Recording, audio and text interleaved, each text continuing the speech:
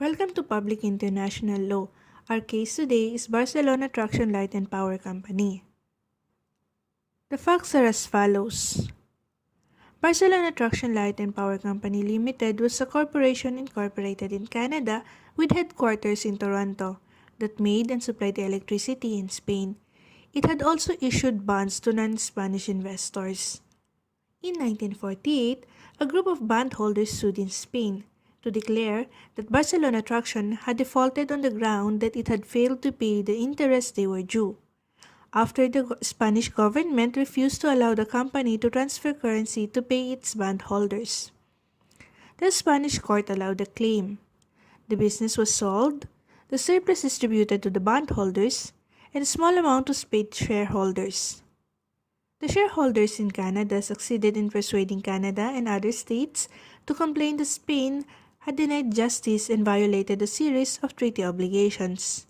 However, Canada eventually accepted that Spain had the right to prevent Barcelona Traction from transferring currency and declaring it bankrupt.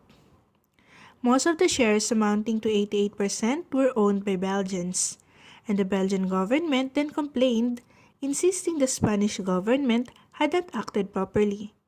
They made an initial claim at the ICJ in 1958, but later withdrew it to allow negotiations. Subsequent negotiations broke down, and a new claim was filed in 1962. Spain contended that Belgium had no standing because Barcelona Traction was a Canadian company. The issue is whether the claim of Spain is valid and in accordance with public international law. The ICJ ruled, yes, it was a general rule of international law that when an unlawful act was committed against a company, only the state of incorporation of the company could sue, and because Canada had chosen not to, it was the end. It is highly imperative to draw a distinction between those obligations of a state toward the international community as a whole and those arising from the field of diplomatic protection. It is only the party to whom an international obligation is due can bring a claim if a breach of an obligation that is the subject of diplomatic protection occurs.